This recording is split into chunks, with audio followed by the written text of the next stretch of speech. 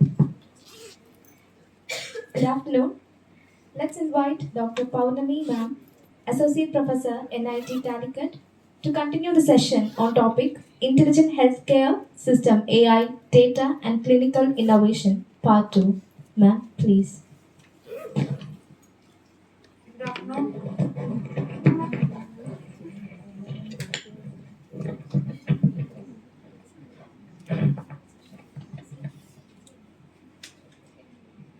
So hope we can continue.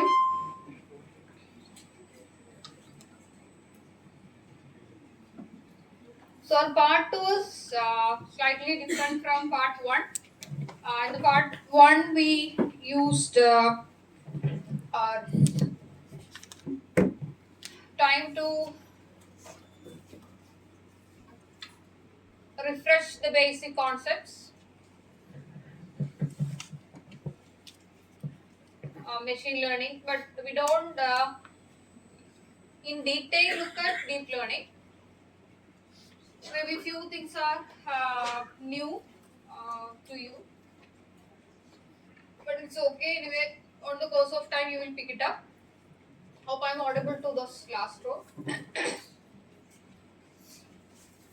Okay, so this part two is specifically for the AI applications in healthcare, and towards the end of the session, I would like to talk bit about what the our research group is doing.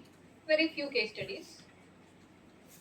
So this image is giving you few areas in which AI is playing a vital role. We know lots of applications. Most of the things are listed out here.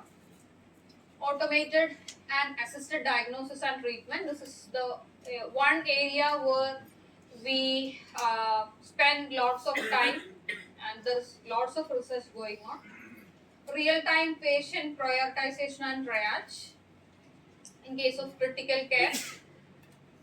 Whom to get critical care and whom all can wait. So those things can be decided. Pregnancy management, then health assistants and personal trainers, error-free diagnostic results, intelligent symptom analysis, predictive and early diagnostics, then radiology assistance, and lots of diagnosis using medical images. And one area in which AI is playing a very crucial role is using surgical robots. And nowadays, with the advent of agentic AI, we can have personalized medicines, clinical trials. Tomorrow you have a session where Dr. Jalil is going to uh, talk about. He's an expert in this area, clinical trials, how we can use AI there. An alternative diagnosis or prescription auditing. So we have an expert. The expert is prescribing few medicines. You can have your AI assistant and that gives you a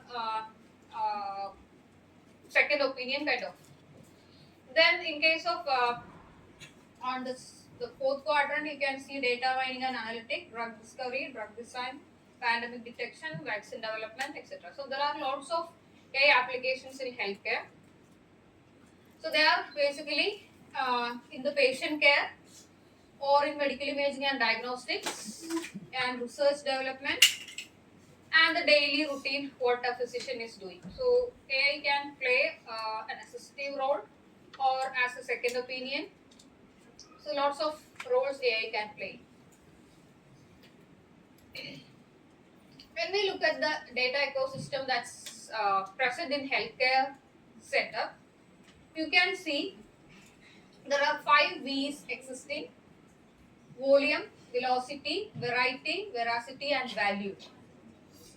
And when we look at a single patient, per year, a single patient is generating 80 plus megabytes of medical data in terms of electronic health records, EHRs, then disease diagnostics, medical images, genome registries, clinical trials, if the patient is a part of a vaccine development program, then he is a part of the the clinical trials. Then pharmacy data. What are the medicines that for a patient prescribed for a patient? Then health claims. What are the health insurance claims the patient has made in a year? Then the data that is generated by the patient itself is through wearables, health wearables. So consolidating all these things, a patient is generating 80 plus megabytes of medical data every year. So we know that the patient volume in a country like India, and we can imagine how much amount of data is being generated per year in our country. So when we look at this complexity of the data, we can say that healthcare is the most complex data science problem in the world. Okay, because of this 5 V's: volume, velocity, variety, veracity, and value. And this is a statistics that shows AI studies for healthcare. This is a 2022 data. Now this has changed a lot. But if you look at it, general AI studies, they are the most occurring. The second one is about radiology. So radiology is an area where AI has played a lot of, made a lots of advancements, and it's almost an AI controlled area now. Radiology, okay, improved diagnosis, assistance, predictions, even before the body has shown is showing symptoms, visible symptoms. Many diseases have been diagnosed by an AI model. So radiology is almost now controlled by AI. Okay, and you can see other emerging areas like oncology is the third one. Then COVID, we know what are the technical things that COVID chest X-rays were lots in during the COVID pandemic season. Then cardiology is there, neurology. So lots of areas where AI is playing a, and this is about the AI studies. Okay, and only few of the studies were developed into a product. And if we look at the investment, the money involved in AI research for healthcare, if we look at the prominent countries, USA, Europe, China, and India, you can see this is again a 2022 data, but it has again increased now. Okay, so the money flowing into this research area. I don't think this is readable, but still, this is a list of FDA approved AI algorithms, especially for healthcare. So FDA approved means these are applications developed for healthcare applications. Okay, this is a 20. I don't exactly remember the year. It's 2020. Yes, 2020. Again, the list has lots of additions now. So most of the products are again radiology is, this is the most emerging area or most explored area where FDA approved algorithms are existing. So again, so the so when we combine these two slides data, this one and this one, you can see that most of the studies that are happening in radiology are being converted to products, FDA approved. FDA means it has completed the clinical trial, it's already in practice. Okay, and oncology is in the second, then we have cardiology, then the other areas, emergency medicine, etc. Okay, so we are going to look specifically at few challenges for AI implementation in healthcare. The first one is multi-modal data integration. So if you are a researcher or a student who is planning to work or already working in this healthcare sector, we can see that we may be working on a single image modality or modality. It can be an image or it can be any other data, EHR or clinical data or whatever. Okay. So if you combine this or integrate all this multimodal data, multimodal means the data coming from multiple models. Models means or modes. It's not MODEL, MODAL. It's like EHR, images, then physician related data, then the prescription kind of data, then health records. So all these are combinedly known as multimodal data. So if you integrate all this multimodal data, then it can be directly converted to a personalized medicine. Okay, so in this figure you can see there is a combination of lots of types of data, medical images, X-ray, CT, MRI, then the other intrinsic measurements like vital measurements, blood pressure, blood sugar level, etc., pressure, blood pressure, etc. Then self-reported patient questionnaires like kind of a patient history questionnaire data. It's in the form of text. Then lab test results. Okay, like LDL cholesterol, etc., etc. Okay, those values. Then there are some complementary records like patient history and all. So if you combine all those things and you can train a machine learning model so that the predictions will be more accurate. But here the challenge is that different data are in different formats or in different templates or different structures.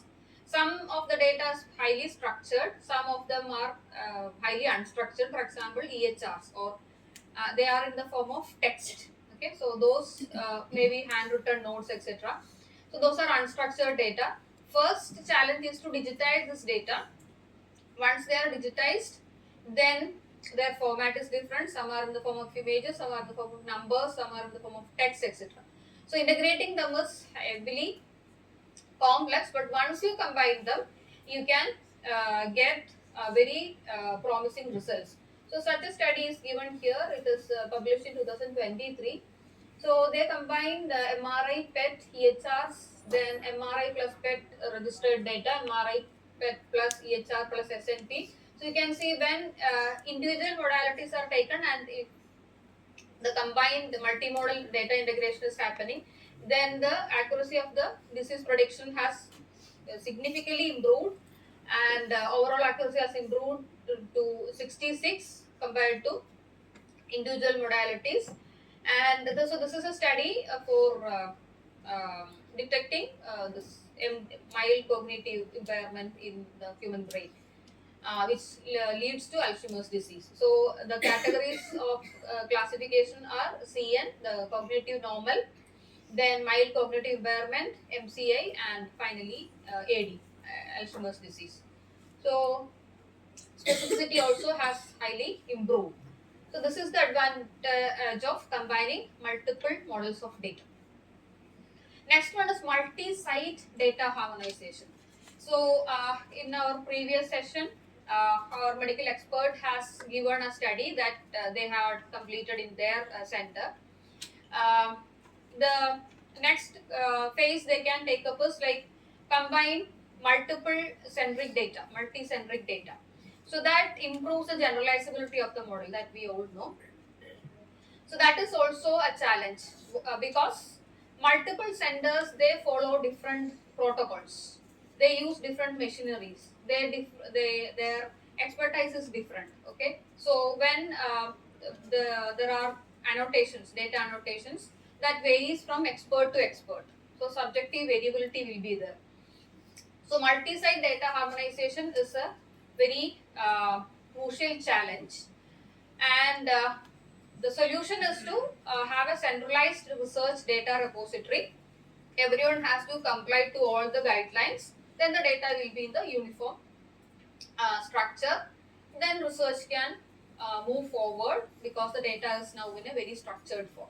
So this is the second challenge: multi-site data harmonization. Then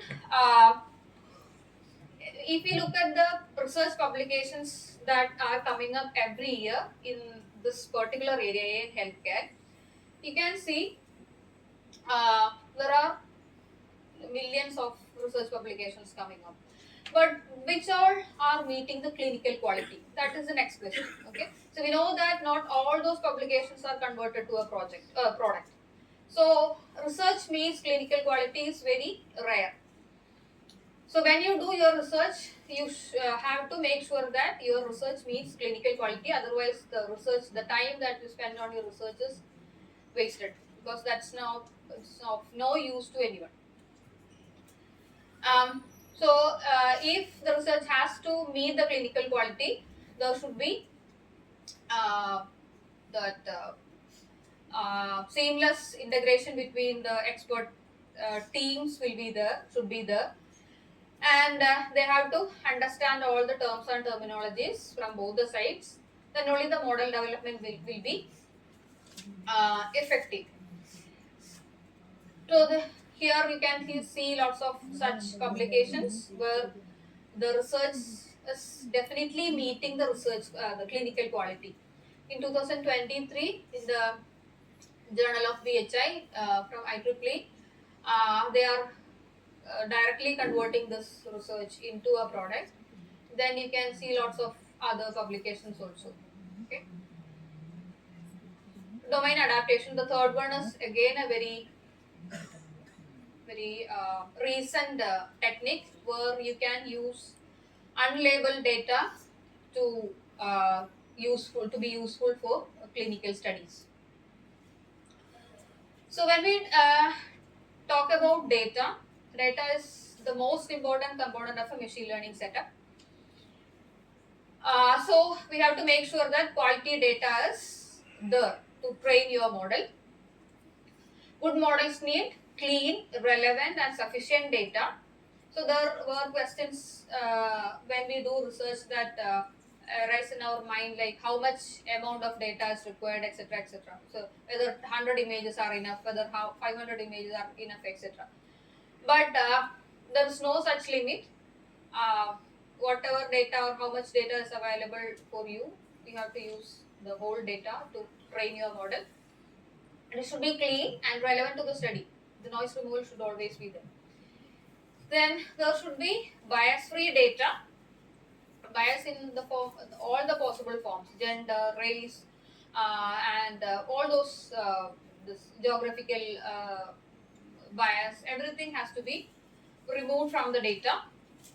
Otherwise, it will lead to wrong predictions or misleading outcomes will be there. Then once you develop your model, its evaluation is critical. It's simply like finding out accuracy, precision, recall, and all, but it should go through real clinical evaluation. Otherwise, those results are not useful for a actual clinical setup. Then cross validation and test sets to assess the generalizability. So that's like multi-centric, multi-machine data should be used to train the model. Then interpretability, explainability. So those are the terms that we use nowadays most frequently. So all the stakeholders need to understand how and why a model makes decisions. Okay, for an expert, a clinical expert, if you have to, if you want to, if you want your product to be useful for a medical expert, then your model's predictions should be understandable by that end user. Okay, so your model should be interpretable, explainable. You can use sharp, lime, or such techniques. Then we talked already about bias. Then fairness should be there. Then privacy and data protection. That's very crucial when we talk about healthcare data. Data should be protected in all possible ways. Transparency and explainability, again, they are inevitable parts of any machine learning model. Then scalability and performance. So suppose you have developed a model which can classify 100 images, okay? But when you use the same model for classifying 2000 images, the model fails. So that means it's not scalable, okay? So your model should be scalable, otherwise it cannot be used. Then robustness, real-time performance, everything should be there. So if your data, the model is taking real-time sensor data, then it has to give real-time outcomes also. Monitoring and maintenance is a very uh, crucial part of maintaining a AI ML model. Then legal and regulatory compliance. specifically for healthcare applications, this compliance is mandatory. Okay, and slowly every country is formulating their own legal and regulatory compliance guidelines, and everyone is now moving towards global compliance guidelines. So, in the near future, those models will be explainable, interpretable, and everyone can use it. Okay, so that's one part. Then the next thing is few research scholars are here, so maybe useful for them. If we look at the research trends for the last 5 to 10 years, we can see lots of terms here. One thing is synthetic data generation. Okay, healthcare is a sector where there is the data is very scarce. That means the labeled or annotated data is not that much available. So what can we do is we can use some of the techniques. One thing is this synthetic data generation. Okay, you can use generative models to synthetically generate data, uh, like generative adversarial networks, GANs, then autoencoders, diffusion models. These are all then transformers. So these are the models by which you can generate synthetic data. Okay, and those synthetic data can be used after clinical validation. You can use for your study. Okay. So this graph shows by 2030 the real data is going to be suppressed, or synthetic data is going to take charge. Okay, because lots of promising generative AI techniques are available. So that is a threat also, because synthetic data is everywhere available, but it has to go through all the compliance, the regulatory compliance. Then this is a slide explaining explainable AI. So explainability is indirectly giving you giving you and your model trust. Okay, so user trust can be achieved. Then if your model is explainable or having interpretable results, then it can be directly converted to, or can be directly adapted to or adopted to a clinical trial. Okay, if your model has this explainable results. Okay, so earlier we call a neural network as a black box model. So nowadays it's nowhere a black box model. Every decision coming out from a neural network can be easily interpreted. Then another trend is large language models, or SLMs are also there. So LLMs are very large deep learning models that are pre-trained on vast amount of data. We know that the ChatGPT is. We also know that it's OpenAI is facing lots of legal issues because of the copyrighted data they use for training their models. But that's other part. But whatever, LLMs provide us a healthy experiment environment where it's trained on vast amount of data. Okay, ChatGPT is almost trained on the whole internet. So such LLMs can be directly used in healthcare workflows. Okay, we know what prompting is. Prompt engineering is again a popular term now. It's already used in diagnosing mental health disorders. Okay. And you can also design domain-specific LLMs in healthcare. This is an example. So publication happened in 2023. So it's called MedPAM. So it's a query. How long does it take for newborn jaundice to go away? So this is a very kind of an expert-like answer. Okay. Newborn jaundice is when a newborn baby's skin and eyes look yellow. It is caused by a buildup of substance called bilirubin in the baby's blood. So it's kind of a highly clinically relevant and highly intelligent answer. Okay. So MedPAM is from Singhal K. et al. Published in Nature 2023. So this is an example of a domain-specific LLM. Okay. Then hallucination is a term that's used in LLMs. They hallucinate a lot. RAG is a technique, retrieval augmented generation. So it's a technique which can successfully mitigate hallucination. Okay, so this is where a knowledge base is used to train the machine learning model. Okay, then the term that we have to look at is agentic AI. So agentic AI is referring to intelligent systems that do not just predict but also plan. Okay, traditional AI predicts disease risk, classifies images or text, answers isolated queries, mostly reactive. But agentic AI understands the clinical context, complete multimodal context, then breaks goals into tasks. It uses tools and data sources, acts across multi-step workflows. Okay, traditional AI can only be used for a single workflow. Okay, so with agentic AI, a whole hospital can be completely controlled using an agentic AI, multi-agentic AI. Few of the opportunities and challenges. Opportunities are autonomous clinical documentation, personalized treatment planning, real-time patient monitoring, intelligent hospital workflow orchestration, then AI assisted drug discovery and research. And along with the opportunities, we have challenges. Data privacy and security is a very crucial challenge. Bias in clinical data sets, explainability of the decisions, safety, validation, and regulation, human trust and accountability. Okay. So when these are solved, these are getting solved in one way or the other. So once they are solved, agentic AI is the next promising area of research that you can work on and you can build systems on. Then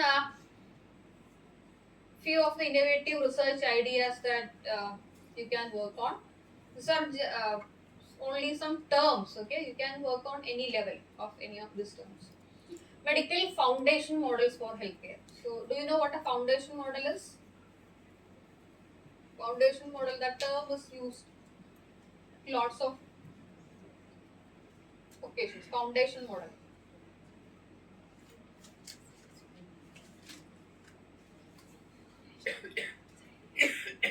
Foundation models are machine learning models which are pre-trained models. Or ChatGPT is an example, or GPT is an example for a foundation model. Okay. Do you know exactly what is the type of learning used in transformers or GPTs? Zero shot learning. Okay, few shot learning or zero shot learning. That's a machine learning technique where with a very few amount of data you train the machine learning model. You are not supplying the whole data. Okay, that is from your single line query, it is generating an answer, right? So it is that prompt is not given earlier. Okay, that is zero shot learning. So you can design your own foundational models for healthcare. Then digital twins. They are again almost all the healthcare companies, software companies are working towards digital twins. Okay, digital twin, what is it? It is a simulated. Okay, it simulates the whole environment. Okay, digital twins. Then autonomous AI for surgical assistance. It's almost used everywhere in most of the private hospitals. Surgical robots are available. Then early disease prediction and risk assessment. Okay, even though we claim that we predict lots of diseases in early stages, but we can do a lot. And risk assessment also can be done. That is, for example, if there is a recurring disease, for example, cancer.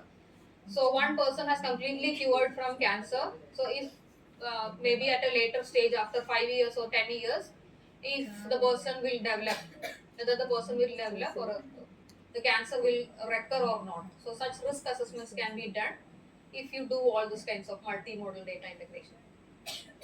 Then Edge AI for smart healthcare devices. Okay, so you can design lightweight models and use edge devices to hold these models, and you can use them in the real clinical trials.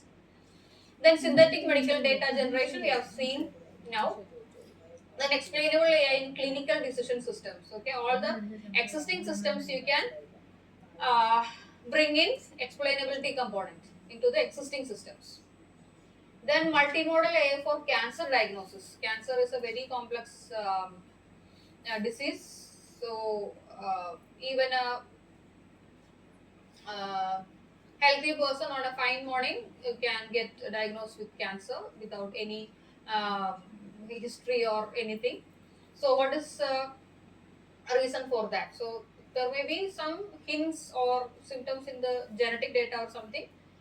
Maybe your unknown family history or something is there. So, if you combine different types of data together, other than this images and all, genetic data, if you can combine, then cancer diagnosis or early diagnosis can be done. Then healthcare resource optimization. All the healthcare resources like equipments, healthcare practitioners, and other resources. Okay, those can be optimized when we use any of this modern technologies. So these are some of the innovative research ideas or areas that you can work on. You may be already working on some of this.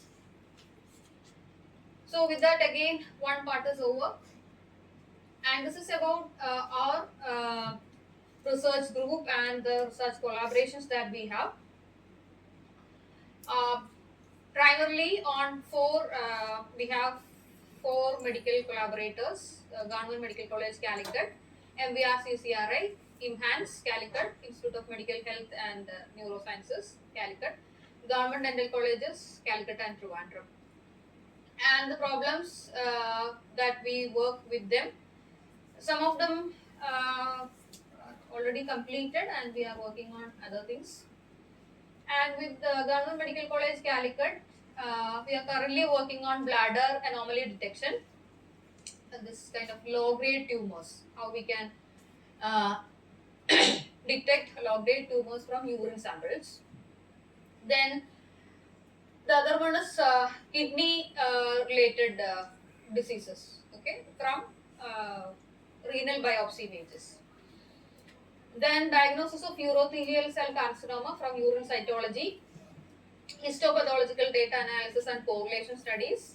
That is, as we said, multimodal data integration is always important. So, along with the uh, images, the other scanned images or something, this histopathological images can also be integrated. Such correlation studies are also going on. Then, cellularity based kidney disease classification as another study. Then cervical cancer detection of kidney diseases, that one part is completed, and one or two are already completed, and we are working on the remaining. Then with MVRCCRI, most of these studies have already completed, and we are working on one medical image synthesis currently. So the first study was on medical image synthesis, then auto contouring of organs at risk. These are all cancer related studies. Then image reconstruction from CT projection data. So it's like CTs again, as we know, it's they use X-rays to take up the images. So a cancer patient is already on radiotherapy treatment. That is, his body is getting lots of radiation.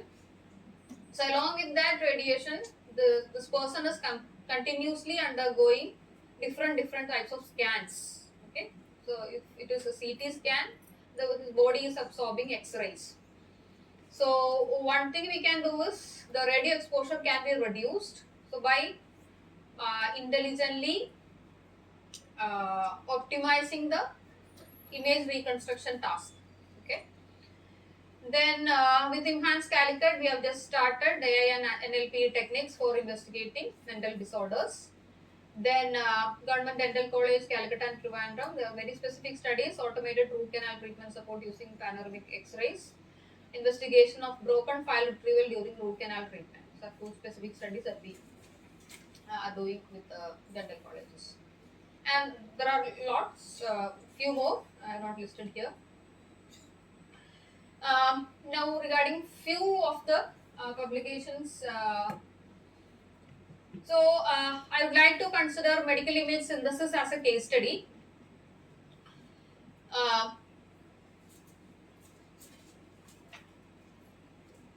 so this is synthetic data generation using generative AI techniques. So this is basically synthesizing fan beam CT images from cone beam CT images. So these are two types of CT images used in cancer therapy or cancer treatment. So fan beam CT images are high resolution images. They are used for actual radiotherapy. And cone beam CT images are low resolution images. They are actually used for patient positioning in the treatment gantry inside that equipment. Okay, so one is a low resolution CBCT or cone beam CT is a low resolution image. Fan beam CT is a high resolution image. So as I mentioned earlier, a patient is continuously undergoing radiotherapy treatment. Along with that, he or she is undergoing this CT scanning series. Okay, so the research problem is how can we reduce the number of radiation exposure for a cancer patient. Okay, that was a research problem, and the solution is to generate synthetic data. So from the low resolution CT, the CBCT images, we try to apply generative techniques to synthetically generate high resolution CT images, fan beam CT images. So this one is specifically for fan beam CT to cone beam CT image, CBCT to FBCT synthesis using a GAN model, unit based GAN. Unit is a how many of you heard of UNIT? Okay, UNIT is it's a gold standard for medical image segmentation. Okay, so unit based GAN, that is a generator part of the GAN is replaced with a complex unit. Then it's a nested residual unit, so it will avoid all the data loss. And such a unit is employed in the generative part of the GAN, and we could synthesize FBCT images from CBCT images. Okay, and this one is in collaboration with MBR Cancer Center. And two more publications were there. That is, the next one is about along with this, it is FBCT CBCT synthesis. Along with this MR2 CT synthesis also we have done. That is generating MR images from CT images. Okay, it's a cross modality synthesis. And in line with that study, we also generated mammograms. So mammograms are X-ray images of breast, and this is again a GAN based one, but it's a conditional GAN. Okay, so prior guided conditional GAN for mammogram synthesis. And this is also in collaboration with MBR CCRI. We started with a small public data set, and we generated synthetic data and improved an existing model. Okay. This is another way of taking up the results. Like radiomics is again a very active research area. Radiomics is it's like along with this deep learned or learned features, you can also extract handcrafted features. Okay, and you can combine these two. handcrafted features have their own advantages because they are well engineered. The deep learned features are I don't say that they are not well engineered, but they have or they are complementary. All the handcrafted features and the deep learned features are complementary most of the time. So you can combine the advantages of these two types of features. Okay, so combining these two things are known as radiomics. Okay, so this is first part of the study was to extract fractal based features from a mammogram. Okay, so fractals are repeating patterns in that are present in data. So such repeating patterns can be extracted, and these fractals, they change their shape and size, um, or their nature is changed when there is an abnormality. Okay, so for normal tissue, the fractal nature having some repetitive nature, but when there is an abnormality, this repetitive feature is changing in shape, size, and all those things. So the texture is changing. So when there is a change in the texture, this fractal nature will also change. So you can uh, extract some numerical values from these fractal patterns. And the study was to differentiate among three classes: normal, benign, and malignant. Okay, so normal is the normal tissue, benign is not normal, not abnormal, it's in between. Sometimes this benign tissue can change its nature to malignant. Okay, so that transition is very subtle, so benign to malignant. So when you characterize the tissues using this fractal geometry, you can pick up those kinds of subtle changes in the structure, the textural features. So this was a such a study. Its second part is remaining. So this kinds of extracted features can be combined with deep learned features to extract biomarkers. Then the last one, somewhat relevant to our theme, is an edge AI. Okay. So we used YOLO models for bladder carcinoma detection, very lightweight, and we distilled those models. Okay, so that is model distillation is a technique by which we uh, bring in all the learning from a huge model into a small, simpler model. So that is knowledge distillation. Knowledge distillation. So with that technique, using that technique, we distilled the YOLO models, and we embedded those distilled YOLO models into a edge device. Halo 8L, it's a chip, and this embedded framework is it's in the testing phase. The initial runs are okay. So we are going to give that to the medical college for their actual clinical setup, and from that we are going to again test the model. So this is another way in which we are moving with this AI in healthcare research. Yeah, so to pick up few things, these are the studies we had already completed, and there are lots of other studies are also there. But I actually try to focus on this synthetic data generation, then radiomics, and edge AI. Okay. I know that this has nothing to do with the metabolic diseases, but any technique that you use here can be mapped to any studies related to metabolic diseases, because the data has either in the form of images or in text or in numbers, so you can use any of these models. So this is what I have. So if you want to look at any of these models in detail, we can discuss.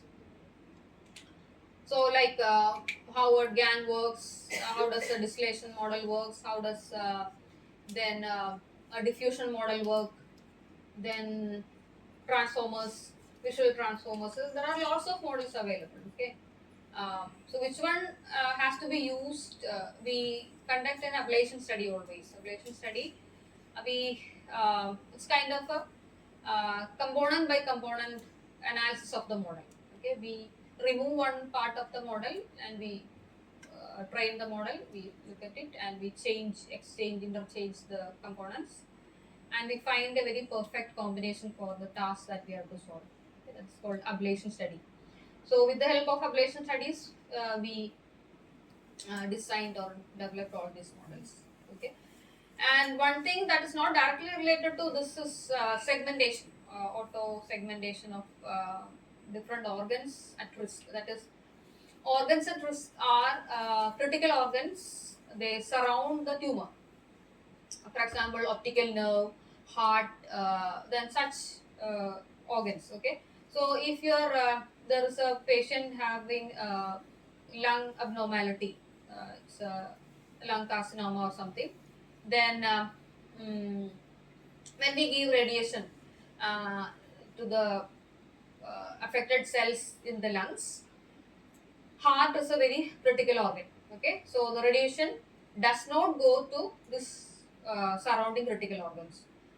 So radiation is measured in a unit called gray, GY, gray. So each tissue has a certain threshold.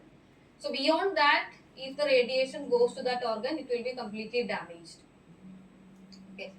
So these are known as critical organs or organs at risk. So if when we treat the actual tumor cell, the radiation should not go to the surrounding cells. Okay. So we have to carefully delineate all the critical organs surrounding the tumor cells, and that was one study that we did. So that was done with the help of UNETS and GANs. Then yeah, and currently we are working on LLMs and diffusion models. Okay. So I would like to conclude with this. The presentation that I prepared is this much. Okay. So we can conclude AI is reshaping healthcare by enabling faster diagnosis, personalized treatment, and efficient clinical decision making. Integration of AI, big data, medical imaging, genomics, and wearable technologies is paving the way for intelligent and patient centric healthcare systems. Emerging innovations such as multimodal AI, predictive analytics, digital health platforms, and explainable AI will enhance both clinical accuracy and healthcare accessibility. Okay? We know that when the technology is advancing, cost is also increasing. Okay, so if you want to build an inclusive healthcare system where everyone in the society is getting access to such an healthcare system, that's also a very active research area. So how can you make all these services accessible to everyone in the society? And careful attention has to be given to data privacy, ethical AI, transparency, regulatory compliance. You cannot simply design a machine learning model and can sell to anyone. That's not possible with somebody else's data. So everything is possible if there is a healthy collaboration between clinicians, researchers, engineers, and policymakers, and that is essential to build a trustworthy and sustainable AI-driven healthcare ecosystems. The future of healthcare AI lies in the synergy of AI, data, and human expertise, enabling smarter, safer, and more inclusive healthcare for all. Okay, so this kinds of highly efficient healthcare services should be accessible to every person in the society. Okay, so that needs healthy collaboration between all the stakeholders. Okay, so I conclude with that. Thank you. And if you want any further discussion on any of this research directions, we can take up.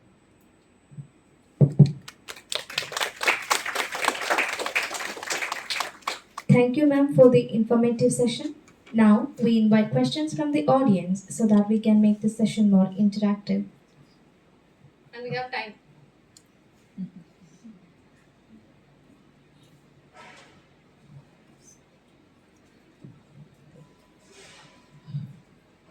Hello, Purnami ma'am. I have two questions. First question is that how well does synthetic data mirror the real world data? And secondly, does synthetic data help to alleviate or mitigate hallucinations of LLMs? Okay. Um, I don't know whether I can answer to the second question, so I'll take up the first one. So synthetic data in this one of the studies. Yeah.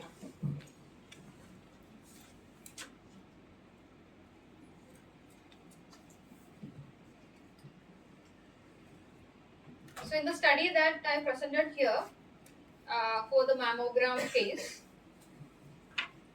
so what we did is we designed the generative model GAN. It's a conditional GAN.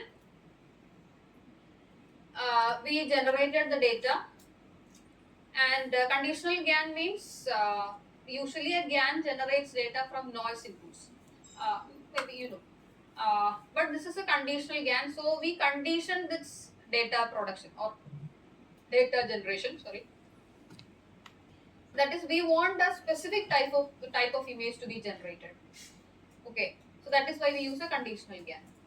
And after generating the data, we gave these images to a clinical expert. Okay, and they know the clinical characteristics of these three kinds of images. So we generated normal, benign, and malignant. Okay, and multiple clinical experts, they looked at the data and they evaluated the data, and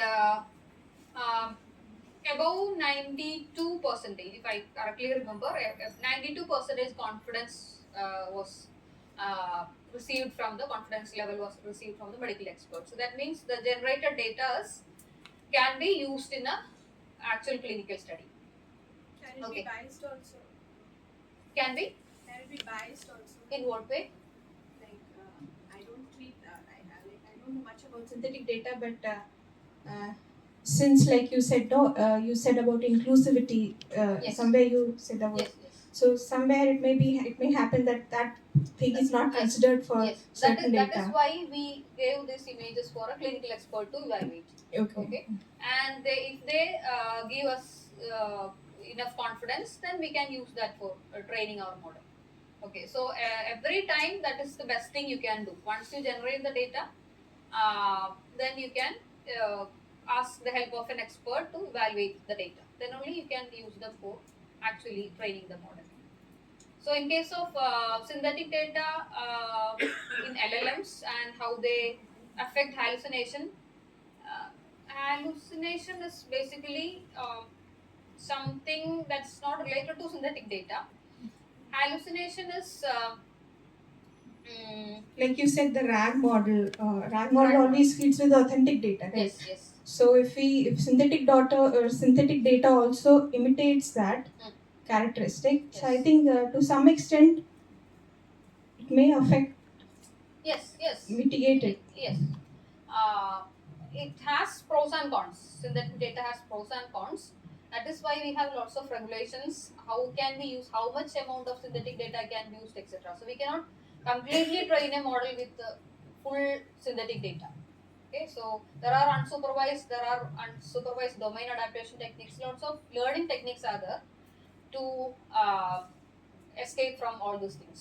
Okay, so we can solve most of the things by adapting to better learning algorithms. Okay, we don't completely depend upon the data. Synthetic data is used to fill a gap.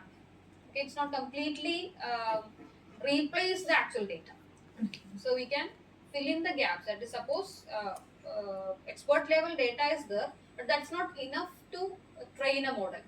That case, you can add some 20-30% of synthetic data to the actual training set. You can augment it and you can use that to train the model. Somewhere they're like acting like fillers. Yes, yes, most of the time. So we cannot nowadays we cannot completely train a model with only this synthetic data. That's not wise to Yeah. advise. Thank you.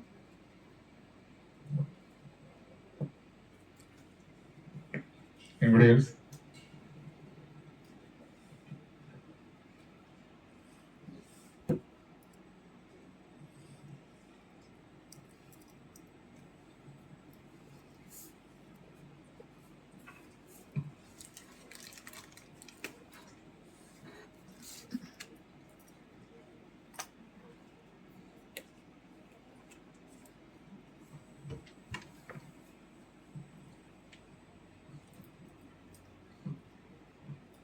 Can you elaborate on agentic AI? Agentic AI, actually, we are not completely into agentic AI, we are just in the learning phase. But agentic AI is, it's kind of a wide framework. Okay, nowadays we are focusing on simple tasks. Okay, uh, individual tasks. So kind of prediction, classification, generation, all those things. Agentic AI needs first of all collaborations. Then it's kind of uh, implementing a whole workflow, maybe like a whole complete hospital administration kind of, or the whole patient data has to be completely mapped. So for all those things, we need digital data in all the spaces, but that's not possible in our Admission. current scenario. Admission onwards. Yes, so that will take time. So we are currently in LLMs. Maybe in near future we'll move.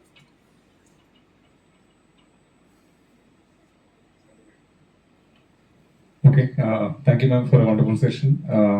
Now we can actually wind up the session. And before that, we'll actually go into a group photo session. And after that, we can wind up. Okay.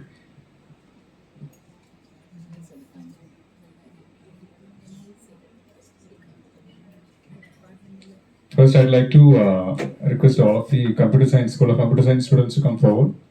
And after that,